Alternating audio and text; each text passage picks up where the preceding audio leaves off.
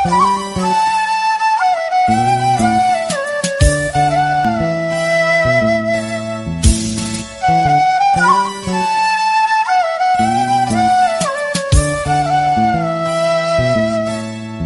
guys, welcome to Sweet Chili Samayal. எல்லாருக்கும் happy new year. நம்ம channel சார்பாக நான் எல்லாருக்கும் விஷ் பண்ணிக்கிறேன். அது மட்டும் இல்லாத ரெசல்யூஷன், உங்களோட ரெசல்யூஷன் என்னன்றது எனக்கு மறக்காமல் கமெண்ட் செக்ஷனில் சொல்லுங்கள். நான் வந்து ரெசல்யூஷன் சொல்லலை, பட் ஆனால் இது உங்கள்கிட்ட சொல்லணும் போல் இருந்துச்சு, ஷேர் பண்ணணும் போல் இருந்துச்சு. சின்ன வயசுலேருந்து பார்த்தீங்கன்னா நான் எதுவுமே பெருசாக வந்துட்டு நான் எந்த பார்ட்டிசிபேஷன்லையும் நான் கலந்துக்கிறதே கிடையாது. இதையே நான் இங்கே சொல்கிறேன் அப்படின்னு பார்த்தீங்கன்னா, எதையாச்சும் சாதிக்கணும் அப்படின்னு ஓடிட்டுருக்கிற நிறைய பொண்ணுங்களில் நானும் ஒரு பொண்ணு தான். நானாக என்னோட ஓன் டிசிஷனில் எடுத்தது தான் இந்த யூடியூப் சேனல். இந்த யூடியூப் சேனல் ஸ்டார்ட் பண்ணி பார்த்தீங்கன்னா 4 இயர்ஸ் ஆல்மோஸ்ட் வந்துட்டு 4 இயர்ஸ் மேலே வரப்போகுது. கண்டிப்பாக நான் எல்லாருக்கும் ரொம்ப தேங்க் பண்ணணும் அப்படின்னு நினைக்கிறேன். ஒரு ஸ்டேஜில் வந்து யூடியூப் வந்து ஸ்டாப் பண்ணிடலாம் அப்படின்னு நினைக்கும் போது எனக்கு நிறைய மெசேஜ் இப்போ வந்துட்டு இருந்துச்சு. எனக்குள்ளாரையும் ஏதோ திறமை இருக்குன்னு என்னை நம்பி சப்ஸ்கிரைப் பண்ண என்னோட சப்ஸ்கிரைபருக்கும், இத்தனை நாளும் வந்துட்டு சப்போர்ட் பண்ணிகிட்ருக்கேன் என்னோட வியூவர்ஸ்க்கும், என்னோட ஃப்ரெண்ட்ஸ் அண்ட் ஃபேமிலிக்கும், சின்ன சின்ன தப்பு பண்ணியிருந்தாலும் அதை வந்துட்டு இப்படி பண்ணணும் எனக்கு கைட் பண்ண என்னோட ஃப்ரெண்ட்ஸ் அண்ட் ஃபேமிலிக்கு ரொம்ப தேங்க்ஸ் பண்ண விரும்புகிறேன். என்னோட ரெசல்யூஷன் என்ன அப்படின்னு பார்த்தீங்கன்னா, நான் வந்து ஷார்ட்ஸையும் இன்ஸ்டாகிராமையும் வந்துட்டு கண்டுக்கிறதே இல்லை. ஸோ இப்போ தான் வந்து ரீசெண்டாக வந்து நான் அந்த ரெண்டுமே வந்துட்டு நான் பெருசாக கண்டுக்கிறது இல்லை. இனிமேல் கன்சிஸ்டன்சியாக வந்துட்டு எல்லாத்துலேயுமே வீடியோ போடணும் அப்படின்றத நான் வந்து தெளிவாக வந்துட்டு இந்த ரெசல்யூஷன் நான் எடுத்திருக்கேன். லாஸ்ட் இயர்லாம் நான் வந்து ரெசல்யூஷன் எடுத்து நான் வந்து ஃபாலோ பண்ணிட்டு இருந்தேன். நடுவில் வந்துட்டு கொஞ்சம் பர்சனல் ப்ராப்ளம் இருந்ததுனால வந்து அதை என்னால் பண்ண முடியல. இனிமேல் வந்து ரெகுலராக கண்டிப்பாக வீடியோ வந்து கண்டினியூஸாக வரும். தொடர்ந்து சப்போர்ட் பண்ணுங்கள். எனக்கு கண்டினியூஸாக சப்போர்ட் பண்ணிகிட்ருக்கேன். எல்லாருக்கும் ரொம்ப ரொம்ப நன்றி. ஓகே, இன்றைக்கான வீடியோ என்னென்னு அப்படின்னு பார்த்துலாம். இன்றைக்கி பார்த்தீங்கன்னா ஒரு ஃபுல் காம்போ வந்துட்டு நான்வெஜ் காம்போ மாதிரி எடுத்துடலாம் அப்படின்றதுக்காக தான் இன்றைக்கி பண்ணியிருந்தேன். இன்றைக்கி ஃபுல்லாமே வந்து குக்கிங் தான். என்னென்னு பார்த்தீங்கன்னா சிக்கன் பிரியாணி, சிக்கன் 65, அதுக்கப்புறம் ஒரு ஸ்வீட்டு, டெசர்ட் லாஸ்ட்டு அதுதான் பண்ணலாம். சரி, ஃபஸ்ட்டு ஸ்டார்டிங்லேயே வந்து ஸ்வீட்டுக்காக கொஞ்சம் நெய் தேவைப்படுதுன்றதுனால ஃபஸ்ட்டே வந்து நெய் காய்ச்சி வச்சிடலாம் அப்படின்றதுக்காக நெய் காய்ச்சிருக்கேன். நெய் வந்துட்டு எல்லாருக்கும் தெரியும், நான் ஏற்கனவே வீடியோ போட்டிருக்கேன். அங்கவே வந்துட்டு அந்த வீடியோலேயே வந்துட்டு ஒரு சில பேர் வந்துட்டு டவுட் கேட்டிருந்தீங்க, நெய் வந்து பர்ஃபெக்டாக எப்போ காய்ச்சிருது அப்படின்னு. எனக்கு தெரிஞ்சது நான் சொல்கிறேன். என்னென்னு பார்த்தீங்கன்னா, இந்த மாதிரி பட்டர் வந்து நல்லா தெளிஞ்சு மேலே வரும்போது நம்ம வந்து கருவேப்பிலையோ இல்லை வந்துட்டு ஒரு சில பேர் வந்து அந்த முருங்கை இலை போடுவாங்க. அது வந்துட்டு நல்லா வெடித்து பொரிஞ்சு வரும்போது நம்மளோட நெய் வந்து ரெடி ஆயிடுச்சு அப்படின்னு அர்த்தம். இந்த அளவுக்கு நல்லா வெந்து வந்திருக்கும். இது வந்து கரெக்டாக இருக்கும். உங்களுக்கு பார்த்தாலே தெரியும் பாருங்கள். இப்போ நல்லா பொரிஞ்சிரும். நம்ம எப்படி எண்ணெயில் போட்டு பொரிக்கிறோமோ அந்த மாதிரி வந்துட்டு பட்டர் வந்து அந்த கருவேப்பிலை வந்து பொரிஞ்சிச்சுனா தான் வந்துட்டு அது வந்து ரெடி ஆகிடுச்சு அப்படின்னு அர்த்தம். இப்போ வந்து நெய் வந்து ரெடி ஆகிடுச்சு. இது நம்ம நல்லா ஆற வச்சு அதுக்கப்புறம் தான் வடிகட்டி ஊற்றணும். சூடாக வந்து ஊற்றிடக்கூடாது. இது அப்படியே இருக்கட்டும். ஏன்னா ஸ்டார்டிங்லேயே கொஞ்சம் நெய் தேவைப்படுறதுனால இந்த வேலையை முடிச்சுட்டு அதுக்கப்புறம் இன்றைக்கி ஃபுல்லாக வந்துட்டு அது கொஞ்சம் நிறைய ப்ராசஸ்ன்றதுனால நான் செஞ்சு ஆரம்பிச்சிட்டேன். இந்த வீடியோ வந்து பார்த்தீங்கன்னா நியூ இயருக்கு அடுத்த நாள் தான் நான் எடுத்திருந்தேன். அதனால தான் வந்துட்டு என்னால் வெஜ்ஜு காட்ட முடியல, நான்வெஜ் வந்துட்டு பண்ண முடியுது. நான் வந்து பிரியாணிக்கு வந்து அரிசி ஊற வச்சுட்டேன். சரி, அந்த கேப் வந்துட்டு ஊறுற வரைக்கும் இந்த மாதிரி வேலையெல்லாம் பார்த்துடலாம் அப்படின்னு சொல்லிட்டு புளி வந்துட்டு மண்டியில் வந்துட்டு போட்டுட்டேன். சீரியஸாக வந்துட்டு சென்னையில் வாங்குகிற புளிக்கும் ஆனால் ஊர்லேருந்து கொடுக்குற புளிக்கும் வந்து நிறைய வித்தியாசம் இருக்குது. அது ஏன்னு தெரியல. டேஸ்ட் வைஸும் பார்த்தீங்கன்னா இங்கே செய்கிற மீன் குழம்புக்கும் ஊர்லேருந்து கொண்டு கொடுக்குற மீன் குழம்பு அந்த புளியில் செய்கிற மீன் குழம்புக்கும் நிறைய வித்தியாசம் இருக்குது. உங்களுக்கு வந்துட்டு அந்த மாதிரி சேஞ்சஸ் சென்னையில் இருந்துட்டு அதை வந்துட்டு சேஞ்சஸ் பார்த்தீங்க அப்படின்னா எனக்கு மறக்காமல் கமெண்ட் செக்ஷனில் சொல்லுங்கள். இந்த பெரிய போராட்டத்துக்கு அப்புறம் அதை முடிச்சதுக்கப்புறம் இது வந்து பார்த்தீங்கன்னா ஜவ்வு மிட்டாய் மாதிரி என்னால் அதை பிரிக்கவே முடியல. இதெல்லாம் முடிச்சுட்டு நம்ம வந்துட்டு சிக்கன் பிரியாணி தான் இன்றைக்கி பண்ண போகிறோம். சிக்கன் பிரியாணி, சிக்கன் 65, அதுக்கப்புறம் ரைத்தா, அரிசி உருண்டை. எல்லாருக்குமே கண்டிப்பாக தெரியும். அரிசி உருண்டை வந்து நம்ம சின்ன வயசுலாம் நிறைய சாப்பிட்ருப்போம். நான்லாம் கண்டிப்பாக நிறையா சாப்பிட்ருக்கேன். சின்ன வயசுலேருந்து ஸ்கூல்லேருந்து வந்தவொடனேலாம் எங்கள் பாட்டி கொடுத்துருக்காங்க. சூப்பராக இருக்கும். இன்றைக்கி அதுதான் பண்ண போகிறேன். ஆனால் ப்ரௌன் ரைஸ் வச்சு அதை எப்படி பண்ணுறதுன்னு ஃபுல்லாக பார்க்கலாம். ஸ்கிப் ஆகாமல் பாருங்கள். கண்டிப்பாக குட்டி குட்டி இன்ஃபர்மேஷன் கிடைக்கும். அதை முடிச்சுட்டு நான் வந்துட்டு பேன் வைக்க ஆரம்பிச்சிட்டேன். கூடவே வந்துட்டு நான் வெங்காயமும் தக்காளியும் நல்லா கட் பண்ணி வச்சுட்டேன். நல்லா ஸ்லைஸாக பண்ணி வச்சுட்டேன். இப்போ நம்ம பிரியாணி பண்ண ஸ்டார்ட் பண்ணிடலாம். இதுக்கு வந்து பார்த்தீங்கன்னா நான் 3/4 கிலோ சிக்கன் எடுத்திருக்கேன், 1/2 கிலோ ரைஸ் எடுத்திருக்கேன். அதாவது சிக்கனோட குவான்டிட்டி வந்து கொஞ்சம் அதிகமாக இருக்கிற மாதிரி, ரைஸோட குவான்டிட்டி கொஞ்சம் கம்மியாக இருக்கிற மாதிரி. இன்றைக்கி நான் செய்ய போகிறது வந்து பார்த்தீங்கன்னா சீரக சம்பா ரைஸு. பிரியாணிக்கு இந்த ஹோல் ஸ்பைசஸ் வந்துட்டு போடுறது இருந்தால் விருப்பம் இருந்தால் போடலாம். இது போடாட்டியும் வந்து டேஸ்ட் நல்லா இருக்குது. நான் ஏற்கனவே வந்துட்டு ஹோம்மேட் கரம் மசாலா வந்து நான் பண்ணி வச்சுருக்கிறதுனால இதில் வந்து நான் கொஞ்சம் குவான்டிட்டியாக எடுத்திருக்கேன். 1/2 கிலோவுக்கு கொஞ்சம் நிறையவே போடலாம். இப்போ எல்லா ஸ்பைசஸையும் போட்டதுக்கப்புறம் ஸ்லைஸாக தின்னாக கட் பண்ண வெங்காயம், அதாவது 4 வெங்காயம் எடுத்திருக்கேன் நான். மீடியம் சைஸ் வெங்காயம் 4 வெங்காயம். அது நல்லா கோல்டன் கலர் வந்ததுக்கப்புறம் தக்காளி, இஞ்சி பூண்டு பேஸ்ட் நம்ம சேர்த்துக்கலாம். தக்காளி வந்து பார்த்தீங்கன்னா மீடியம் சைஸில் சேம் 3, அதாவது பெரிய சைஸாக இருந்தால் 3, மீடியம் சைஸாக இருந்தால் 4 கரெக்ட். கரெக்டாக இருக்கும். ஏன்னா தயிர்லாம் நம்ம ஊற்றுறோம், அதனால வந்து தக்காளி வந்து கம்மி பண்ணிவிட்டு வெங்காயம் கொஞ்சம் அதிகம் பண்ணிக்கலாம். இன்னொரு சீக்ரெட் இன்க்ரீடியன்ஸ் என்ன அப்படின்னு பார்த்தீங்கன்னா இந்த கொத்தமல்லி தான். சீக்ரெட் கிடையாது, நார்மல் தான். இந்த கொத்தமல்லி பார்த்தீங்கன்னா நம்ம வெங்காயத்தோடு சேர்த்து போடும்போது அதோட வாசனை வந்து சூப்பராக இருக்கும்.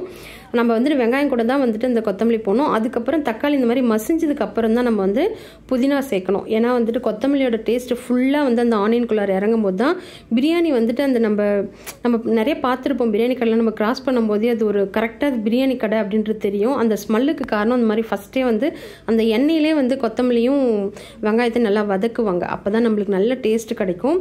இப்போ புதினா சேர்த்ததுக்கப்புறம் நம்ம வந்து சிக்கன் சேர்த்துட்டு கேர்டு நான் ஏற்கனவே சேர்த்துட்டேன். நான் ஏற்கனவே வந்து பிரியாணி ரெசிபி நிறைய போட்டதுனால நான் சின்ன சின்ன கிளிப்ஸ் தான் எடுத்திருக்கேன். கண்டிப்பாக உங்களுக்கு பிரியாணிலாம் நல்லா தெரிஞ்சிருக்கும். அதனால் கிளிப்ஸ் வந்து நான் கம்மி பண்ணிட்டேன். ஏன்னா வந்துட்டு நிறைய காமிக்கிற மாதிரி இருக்கும். நான் ஏற்கனவே வந்து வீடியோக்கு முன்னாடி நிறைய பேசிட்டேன். அதனால் கொஞ்சம் வந்துட்டு வீடியோ கம்மி பண்ணிக்கிட்டேன். இப்போ அதுக்கேற்ற மாதிரி ஸ்பைசஸ்லாம் சேர்த்துக்கலாம். நான் வந்து கரம் மசாலாவும் பிரியாணி மசாலா அதுக்கப்புறம் கொஞ்சமாக வந்து காரத்தூள் இது மட்டும்தான் சேர்த்துருக்கேன். ஜீரக சம்பா ரைஸ்ன்றதுனால 1 கப்புக்கு 1 கப்பு தண்ணியே கரெக்டாக இருக்கும். அதிகமாக இருந்துச்சுன்னா வந்துட்டு ரொம்ப வந்து கொலன்னு ஆகிற மாதிரி இருக்கும். எனக்கு வந்துட்டு 1 கப்புக்கு 1 கப்பு கரெக்டாக இருக்கும். இல்லைனா அதிகபட்சம் 1.25 கப்பு வந்து கரெக்டாக இருக்கும். நான் வந்து போட்டிருக்கிறது பார்த்தீங்கன்னா கரெக்டாக 1/2 கிலோன்றதுனால நான் வந்து 1 லிட்டர் தண்ணியும் கொஞ்சமாக வந்து 1 கிளாஸ் அளவுக்கு தண்ணியும் தான் ஊற்றிருக்கேன். ரொம்ப வந்து ஊற வச்சிடக்கூடாது. கரெக்டாக 20 மினிட்ஸ் தான்.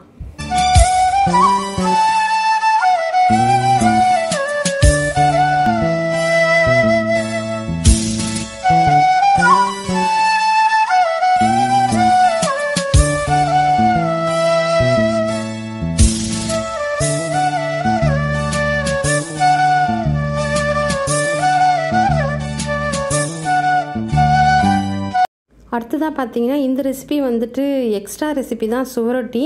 இந்த சுவரொட்டி வந்துட்டு சிக்கன் கடையில் வந்து ரெகுலராக போகிற கடைன்றதுனால இது வந்துட்டு இந்த பீஸ் வந்துட்டு சாப்பிடுங்க நல்லாயிருக்கும் அப்படின்னு சொல்லியிருந்தாங்க. நான் இது வரைக்கும் இதை சமைச்சதும் இல்லை, சாப்பிட்டதும் இல்லை. பட் நான் வந்துட்டு இதை சொல்கிறேன். உங்களுக்கு இது யூஸ்ஃபுல்லாக இருந்துச்சுன்னா நீங்கள் வந்துட்டு அதை யூஸ் பண்ணிக்கலாம். ஏன்னா சுவரொட்டி வந்துட்டு உடம்புக்கு ரொம்ப நல்லது. ஹீமோக்ளோபின் வந்து அதிகமாக இருக்குன்னு சொல்லுவாங்க. ஆனால் எனக்கு இந்த ஸ்மெல்லே பிடிக்காது. அது வாங்கிட்டு வந்ததுனால வேறு வழி இல்லாமல் வந்தது நான் செய்ய வேண்டியதாகிடுச்சு. இப்போ அதில் கொஞ்சமாக எண்ணெய் ஊற்றி கொஞ்சம் சோம்பு, சீரகம், கடுகு வேணால் கடுகு சேர்த்துக்கலாம். சேர்த்துட்டு கொஞ்சமாக மஞ்சத்தூள் சேர்த்துட்டு சின்ன வெங்காயமும் பச்சை மிளகா, கருவேப்பிலை. காரம் வந்துட்டு எக்ஸ்ட்ரா உங்களுக்கு வேணும்னா நீங்கள் போட்டுக்கலாம். அந்த பச்சை மிளகா வந்து லைட்டாக நான் கீரி தான் போட்டிருக்கேன். கடைசியாக வந்துட்டு மிளகு சேர்க்கணும் அப்படின்றதுனால காரம் வந்து கம்மி பண்ணிக்க போகிறேன்.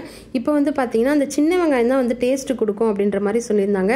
அந்த சின்ன வெங்காயம் நல்லா வந்து கலர் சேஞ்ச் ஆகணும். இது வந்து வறுவல் மாதிரி பண்ணுறதுனால அது வந்து நான் வந்து நல்லா கோல்டன் கலர் வர அளவுக்கு வறுக்கணும். இப்போ சுவரொட்டி வந்து இந்த மாதிரி ஸ்லைஸாக கட் பண்ணி சேர்த்துட்டு இது நல்லா வந்துட்டு வதக்கி விட்டுக்கலாம்.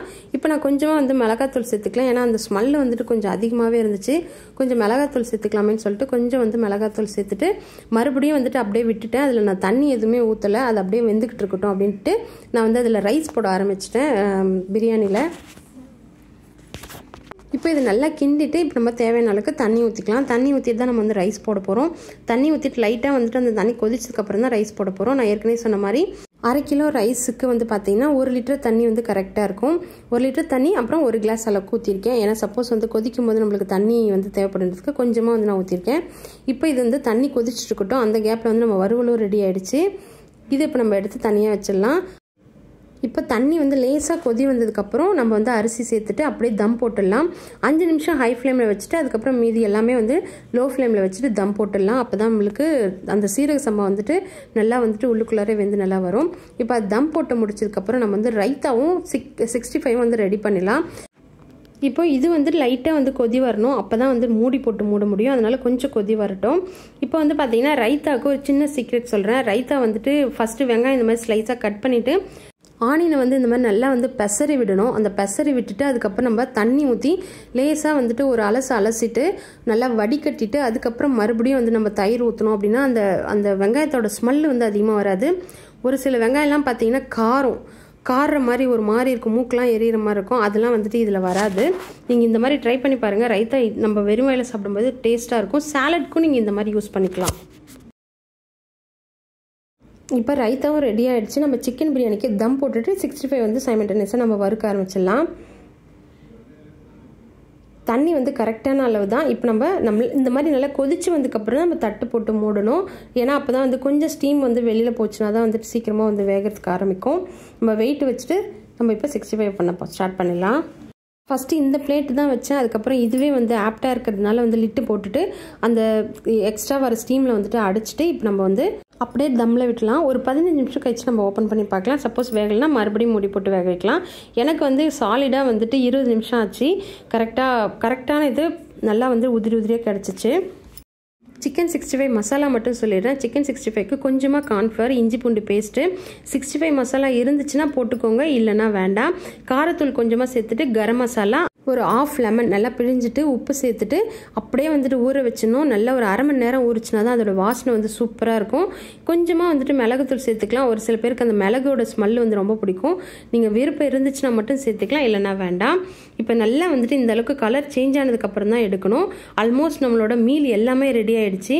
பட் இது பண்ணும்போதே வந்துட்டு டைம் வந்துட்டு ஆல்மோஸ்ட் ஆகிடுச்சு. கண்டிப்பாக வந்து நான்வெஜ் சாப்பிட்றோம், ஏதாச்சும் ஒரு டெசர்ட் பண்ணணும், இல்லைனா கண்டிப்பாக ஏதாவது ஒரு ஸ்வீட் கிரேவிங்ஸ் கண்டிப்பாக இருக்கும் நான்வெஜ் சாப்பிட்டதுக்கப்புறம். அதனால் நான் வந்து அரிசி உருண்டை பண்ணி வச்சுட்டேன். அது வந்துட்டு சரி பொறுமையாக பண்ணலாம் அப்படின்னு தான் நினச்சேன்.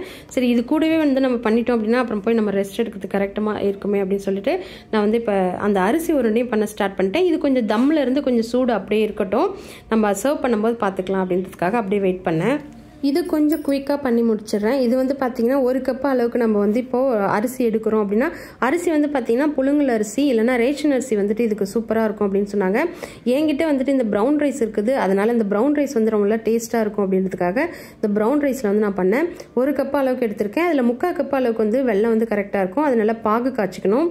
இது கம்பி பதெல்லாம் தேவையில்லை, அப்படியே கொஞ்சம் நல்லா தண்ணியாக இருந்துச்சுன்னா போதும், வடிகட்டுறதுக்கு தான். ஏன்னா நம்ம எப்படியும் தண்ணியில் தான் நல்லா பிசைஞ்சு உருண்டை உடிக்கணும் அப்படின்றதுக்காக தண்ணியாக இருந்தாலே போதும். ஆனால் ரொம்ப தண்ணி ஊற்றிடக்கூடாது.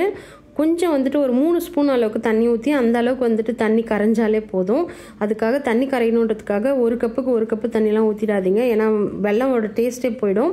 கொஞ்சமாக தண்ணி ஊற்றி இந்த மாதிரி நுர வர அளவுக்கு நல்லா கொதிச்சதுக்கப்புறம் ஆஃப் பண்ணிவிட்டு, இது எந்த அளவுக்கு வந்துட்டு நல்லா பொரிஞ்சு வரணுமோ அந்த அளவுக்கு பொரிஞ்சு வரணும். பப்பட் மாதிரி, அதாவது நம்ம பொரி மாதிரி நல்லா பொரிஞ்சு வரணும்.